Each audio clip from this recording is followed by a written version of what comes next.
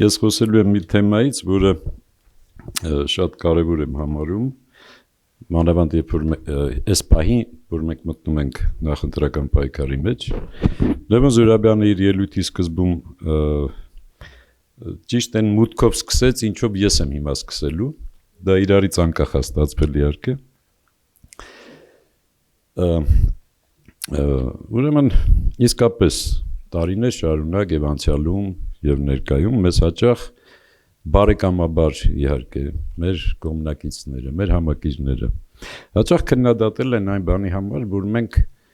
առաջին պլան ենք բերում, առաջին պլան ենք մղում բարդ հասարակ մարդկանց համար մի քիչ բարդ ընկալելի հարցեր, խնդիրներ խորհուրդ են տալիս նույնիսկ մի փոքր դոզայով պոպուլիզմ մտցնել մեր խոսքի մեջ Այդ բարի քննադատությանը մենք ունենք միշտ հետևյալ պատասխանը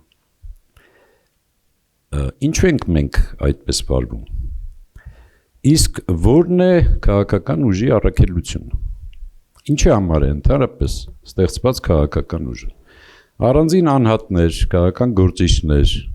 Որն է իրանց առաքելությունը Երբ որ միավորվում են կուսակցություն են ձևավորում Որն է այդ կուսակցության առաքելությունը Մենք համարում ենք, մենք խորապես համոզված ենք, որ քաղաքական ուժի առաքելությունը ճիշտ գնահատել առկա իրավիճակը, գնահատել հնարավոր զարգացումները, վերհանել պետության եւ հասարակության կյանքի առջև կանգնած ամենակարևոր գլխավոր խնդիրները ուսումնասիրել դրանք եւ առաջարկել դրանց լուծման ռազմավարական ուղիներ։ Քաղաքական ուժը այլ առաքելություն պարզապես չի կարող ունենալ։ Ընդ որում կան նաեւ քաղաքական սկզբունքներ, որոնք մեզ համար շատ թանկ են եւ ուղեկցել են մեզ մեր քաղաքական գործունեության ողջ ընթացքում։ Այդ ճանապարհին քաղաքական գործունեության մեջ երբեք դուրք չտալ հասարակական կարծիքին, չհաճոյանալ, ոչ թե առաջնորդվել հասարակական կարծիքով, այլ առաջնորդել քո ծրագրերով, քո առաջարկներով, առաջնորդել հասարակությունը։ Ասել միայն ճշմարտությունը, երբեք չխաբել եւ մոլորության մեջ չգցել ժողովրդին։ Գործել գերագույն պատասխանատվությամբ, քո վրա վերցնելով բոլոր հարվածները։ Սա քաղաքական ուժի իրականում միակ առաքելությունն ու միակ գործելաձևն է, գործելաոճն է, որը ընդունելի պետք է լինի։ Հակառակ դեպքում մենք գործ ունենք ոչ թե քաղաքական ուժի հետ, այլ իշխանատենչների մի խմբակի հետ։ Բժշկի ուսուցչի, շինարարի սխալները, հնարավոր սխալները կարող են մի քանի հազար մարդու ճակատագրի հետ խաղալ։ Քաղաքական ուժի սխալները կարող են ծանր հետևանքներ ունենալ ամբողջ ժողովրդի, ամբողջ ազգի համար։ Հետևաբար քաղաքական ուժը սխալվելու իրավունք չունի։ Նա իր բոլոր գործողությունները պետք է մանրակրկիտ հաշվարկի, նա պետք է առաջարկի խելամիտ լուծումներ, պետք է առաջարկի իրատեսական ծրագրեր, երբեք չպետք է տրվի հույզերին, երբեք չպետք է զբաղվի պոպուլիզմով։ Ինչու մենք չենք զբաղվում պոպուլիզմով։ Կարծում եք դժվար բան է։ Դա բոլորովին դժվար բան չի։ Դրա համար պետք չի հատուկ կրթություն, մեր կրթությունն էլ աներում, ընտրական տեխնոլոգիաներին էլ ենք տիրապետում,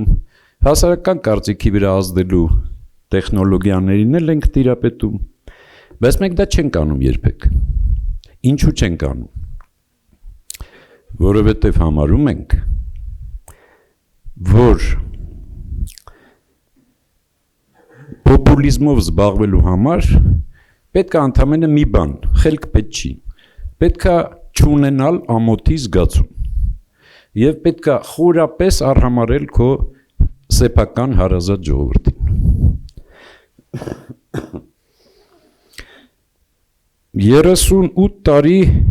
մենք առաջնորդվել ենք այս քաղաքական սկզբունքներով։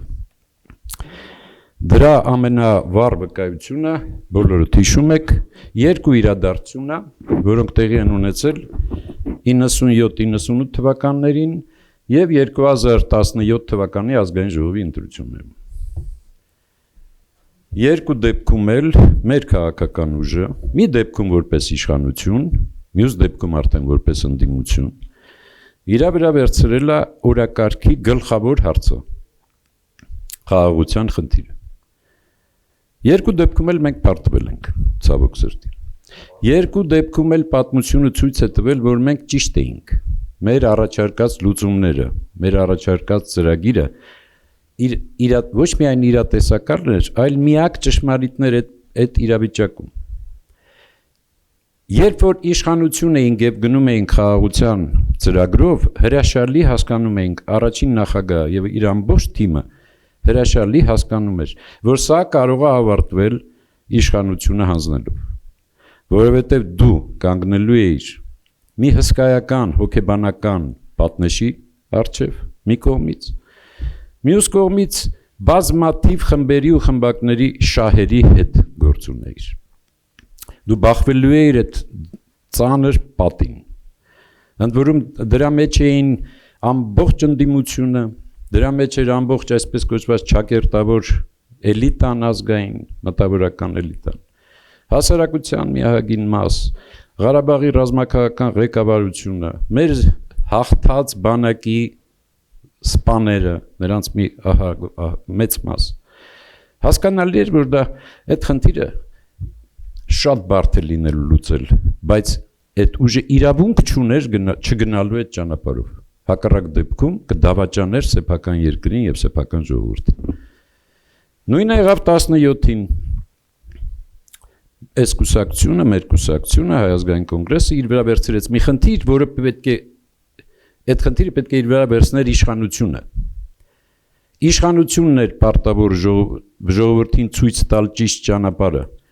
ահազանգ հնչեցնել, տագնապ հնչեցնել, կազմակերպել ժողովրդին, ոգևորել ժողովրդին, հասկացնել ժողովրդին։ Իշխանությունը վախեցավ դա անել։ Այդ գործը վերցրեց ընդդիմությունը։ Կոնգրեսը եւ Հայաստանի ժողովրդական կուսակցությունը դաշինքով մնացին միայնակ այս բոլոր հարվածների դեմ։ Հարվածները տեղացին աչից, ձախից, դիմացից, թիկունքից, ամեն կողմից։ Մենք ի վերջո էլի պարտվեցինք, ցավոք սրտի։ Բայց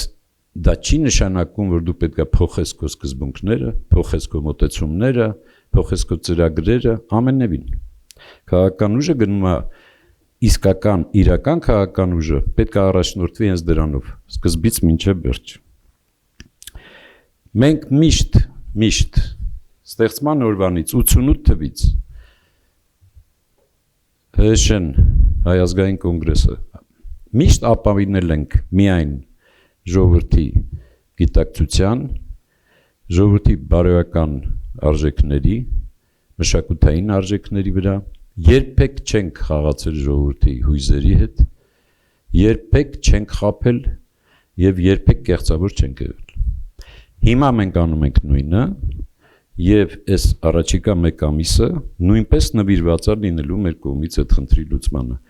Մենք ինչպես տեսակ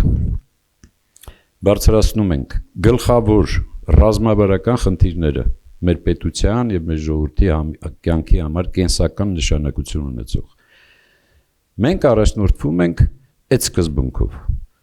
եւ մեզ, եթե ուզում են գնահատել մեր ընտրողները, հենց այդ սկզբունքից ելնելով պետք է գնահատեն։ Շնորհակալություն բոլորիս ցանկանում եմ բարի երթ եւ հաջողություն հաղթանակ այս ընտրություններում, որը կլինի նաեւ Հայաստանի եւ հայ ժողովրդի հաղթանակը։